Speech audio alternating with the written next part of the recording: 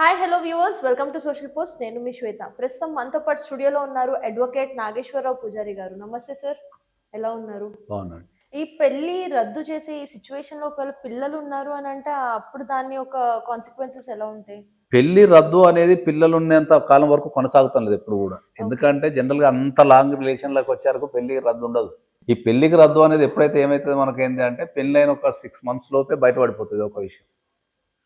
జాబ్కి సంబంధించి కానీ, లేకపోతే రోగాలకు సంబంధించి కానీ, లేకపోతే అబద్ధాలు చెప్పి కానీ, మోసం చేసి కానీ చేసుకున్న 6 months లో బయటపడుతుంది, మ్యాక్సిమం బయటపడుతుంది.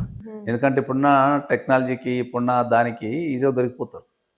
సో ఈ పెళ్లి రద్దు అనేది మ్యాక్సిమం 6 months 1 year లోపే జరుగుతుంది. అంటే వాళ్ళు ప్రెగ్నెన్సీ కాకముందు వరకే జరిగిపోతుంది ఎక్కువ. సో ఒకవేళ ఉంటే కూడా మనకు పిల్లలున్నా కూడా మనకు పెళ్లి రద్దు అనే పిటిషన్ ఎట్లా ఇస్తారంటే ఏంటంటే మనకి ఏదన్నా ఇప్పుడు ఒక వ్యక్తి మోసం చేసిండు అని తెలిసిన దగ్గర నుంచి 1 year లోపే వేసుకోవాలి. ఓకే, అది అది ఇప్పుడున్న టెక్నాలజీకి ఏంటంటే మనకు విత్ ఇన్ ద 6 months లో 1 year తెలిసిపోతుంది వ్యక్తి మోసం చేసిండా లేదా, జెన్యున్ ఉన్నా లేదా తెలిసిపోతుంది. కాబట్టి అది ఎక్కువ పిల్లల వరకు రాదు. ఎక్కడన్నా పిల్లలు ఉంటే చూడాలి దాన్ని, ఎక్కడన్నా దాన్ని బట్టి మనం చూడాలి. ఓకే. సో ఇప్పుడు భార్య ఎలా ప్రవర్తిస్తే భర్త డివోర్స్ కావాలని అనుకుంటూ ఉంటాడు? భార్య ఎలా ప్రవర్తిస్తే భర్త డైవర్స్ కావాలని అనుకుంటాడు అనటం కంటే ఏంటంటే ఎవరైనా కూడా మనకు హ్యూమన్ లైఫ్లో ఏంటంటే ఫస్ట్ ఇప్పుడున్న సిచ్యువేషన్ చెప్తున్నా. ఒకప్పుడు అంటే అందరికీ పేషెన్స్ ఉంటుండే, ఓపుకుంటుండే. జర సోషల్ పోలీసింగ్ అంటాం మనం. సోషల్ పోలీసింగ్ అంటే ఏంటంటే సమాజమే మన సమాజంలో నివసించే వ్యక్తుల్ని గమనించడానికి సోషల్ పోలీసింగ్ అంటాం. అంటే ఇప్పుడు మీకు అర్థమయ్యే భాషలో చెప్పాలంటే ఏంటంటే ఇప్పుడు పూర్వకాలంలో కొత్తగా పెళ్ళైన అమ్మాయి కానీ లేకపోతే పెళ్ళైన అమ్మాయి కానీ పుట్టింటికి వచ్చి పండగకు వచ్చిన తర్వాత ఒక 4 రోజులు ఎక్కువ ఉంది అనుకుందాం. సపోజ్ పండగ తర్వాత డిఫాల్ట్గా ఇక్కడ అత్తగారింటికి వెళ్ళిపోవాలి. ఒక 4 రోజులు ఎక్కువ ఉంది అనుకో, ఈ చుట్టుపక్కల జనాలు వచ్చేసి వీళ్ళని ఏమమ్మా ఇంకా నువ్వు పోతానులేవా, ఏమైంది మేనకు నీకు గొడవ అయిందా, లేకపోతే మీ అత్తకు పొడలు పడతాను లేదా అని చెప్పేసి ఒక 4 వచ్చి ఎంక్వైరీ చేసేటోళ్ళు. ఎంక్వైరీ చేయగానే వామ్మో ఎందుకు వచ్చి చికాకు అని చెప్పేసి ఇమ్మీడియట్లీ బయలుదేరి వెళ్ళిపోయేటోళ్ళు. అదే దాన్ని సోషల్ పోలీసింగ్ అంటాం. అంటే సమాజంలో జరుగుతున్న దాన్ని డైరెక్ట్గానో ఇండైరెక్ట్గానో సమాజం ప్రశ్నిస్తుంటుంది. సో ఆ సోషల్ పోలీసింగ్ అనేది ఉంటుండే కాబట్టి కొద్దిగా భయం కూడా ఉంటుండే జనాలకు.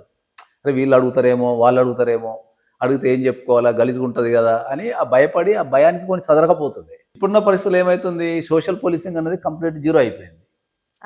సో ఎవరు అదే అంటున్నా, ఎవరు పట్టించుకోవడం లేదు. ఒకవేళ ఒక అమ్మాయి పెళ్లి చేసుకొని వచ్చి కొత్తగా పెళ్ళైన అమ్మాయి పెళ్ళైన 1 week వచ్చి ఇంట్లో ఉన్నా కూడా ఎవరు అడుగుతలేడు. 1 year ఉన్నా కూడా ఎవరు అడుగుతారు. ఈవెన్ వాళ్ళ పేరెంట్స్ కూడా అడగట్లేదు. అదే అంటున్నా, పేరెంట్స్ కూడా ఫోర్స్ చేయడం లేదు వాళ్ళని. సో ఈ సోషల్ పోలీసింగ్ ఎప్పుడైతే పోయిందో కథం జనాలలో భయం వెళ్ళిపోయింది. ఇంకా ఆ భయంతో ఏంటంటే ప్రతి ఒక్కరు ఏమనుకుంటారంటే ఏంటంటే నేను చెప్పినట్టే వినాలి, నేను చేసేదే కరెక్ట్ అనేది భర్త కానీ భార్య కానీ ఎప్పుడు అనుకుంటుంటారు ఇద్దరు. ఓకే, అనుకున్నప్పుడు ఏంటి అంటే ఇక దాని నుంచి గొడవలు స్టార్ట్ అయిపోయి అది పెరుగుకుంటూ వెళ్ళిపోవడం అనేది జరుగుతుంటుంది జనరల్గా. సో భర్త చెప్పినట్టు భార్య వినాలని రూల్ ఏం లేదు కదా మన దేశంలో. That is the problem. కానీ నేను చెప్పిందే నడవాలి అనేది, అంటే అడ్జస్ట్మెంట్ అండ్ యాక్సెప్టెన్సీ అనేది మ్యారిటల్ లైఫ్లో ఎంత ఉండాలి, అసలు ఉండాలా అవసరం లేదంటారా? మ్యారిటల్ లైఫ్ అంటేనే అడ్జస్ట్మెంట్ ఫస్ట్ ఆఫ్ ఆల్. అవును, అది ఫస్ట్ అందరూ అర్థం చేసుకోవాల్సిన విషయం ఏంటి అంటే మీరు మ్యారేజ్కి వెళ్తున్నారు అంటేనే కొన్ని అడ్జస్ట్మెంట్లు నేను చేసుకోవాలి అనేది మీరు దాన్ని గమనించాలి. ఇప్పుడు మనము ఏదన్నా ఒక జాబ్ క్వాలిఫికేషన్స్ అప్లై చేసుకుంటాం, వాడు కొన్ని టర్మ్స్ అండ్ కండిషన్స్ పెడతాడు, వాటి ప్రకారం ఉంటేనే మనం జాబ్కి సెలెక్ట్ అవుతాం. లేకపోతే ఒక కాలేజీకి అడ్మిషన్కి వెళ్ళాలా, కొన్ని టర్మ్స్ అండ్ కండిషన్స్ టెస్ట్లు పెడతారు, అవి వెళ్తే దానికి వెళ్ళాలా. అట్లనే మ్యారేజ్ అంటేనే ఫస్ట్ కొన్ని అడ్జస్ట్మెంట్స్ చేసుకోవాలి. ఇక్కడ చిన్న ఇంటరప్షన్ కాదు కానీ సార్, మీరు అన్నట్టు ఇంటర్వ్యూలో కొన్ని పాయింట్స్ ఉంటాయి, ఇన్ రియాలిటీ మనం ఎప్పుడైతే ఇన్ హౌస్ జాయిన్ అయిన తర్వాత కొన్ని చేంజెస్ ఉంటాయి.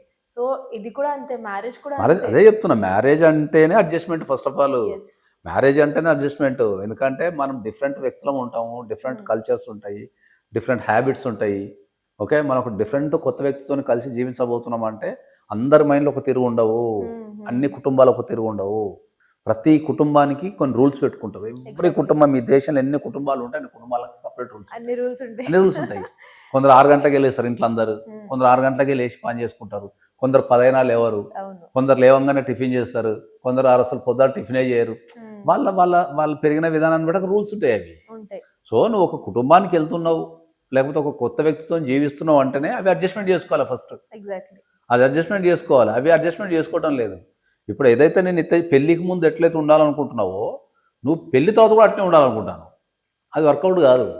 కానీ ఇక్కడ ఇంకొక డౌట్ ఏంటంటే సార్, ఇప్పుడు 2-3 ఇయర్స్ లివ్ ఇన్ లో ఉండి మ్యారేజ్ చేసుకుంటున్న కపుల్స్ మ్యారేజ్ అయ్యి 1 ఇయర్ అవ్వక ముందు నుంచే ఇంకా 6 months నుంచే మీరు 1 year 6 months అంటున్నారు, 1 week కొట్లాడుకుంటారు. ఇంకా ఓ మై గాడ్. అట్లా చాలా కేసులు మా దగ్గర. అంటే లివ్ ఇన్ నువ్వు 3 years అని చెప్తున్నారు, మా దగ్గర 5 years 10 years లవ్ లో ఉండి పెళ్లి చేసుకొని 1 week పెట్రోల్ మస్తు అందుతున్నారు. అది ఎందుకంటే వాళ్ళు రిలేషన్ లో వాళ్ళు ఇద్దరే కదా. ఓకే. రిలేషన్ లో ఉన్నప్పుడు వాళ్ళు ఇద్దరే ఉంటారు, ఫస్ట్ పాయింట్. రెండోది రిలేషన్ ఉన్నప్పుడు ఎప్పుడోసారి కలుసుకుంటారు అంతే. డే మొత్తం మీద 1 hour 2 hours 3 hours గడుచుకుంటారు అంతే. ఆ కాసేపు వీళ్ళ ముచ్చట సరిపోతుంది, ఇన్వాల్వ్మెంట్ ఉండదు. ఆ గడిచేపు కొద్దిగా ఏమంటారు ఎంజాయ్ చేసేస్తారు. తర్వాత కట్ చేస్తే ఏదో కొట్టుకున్నా చిన్న చిన్న కొట్టుకుంటారు, అయిపోతుంది అంతే. ఎప్పుడైతే పేరెంట్స్ ఇన్వాల్వ్మెంట్స్ వస్తుందో, ఎప్పుడైతే లైఫ్లో పేరెంట్స్ ఇన్వాల్వ్మెంట్ వీళ్ళు తీసుకొస్తారో అక్కడి నుంచి స్టార్ట్ అవుతుంది.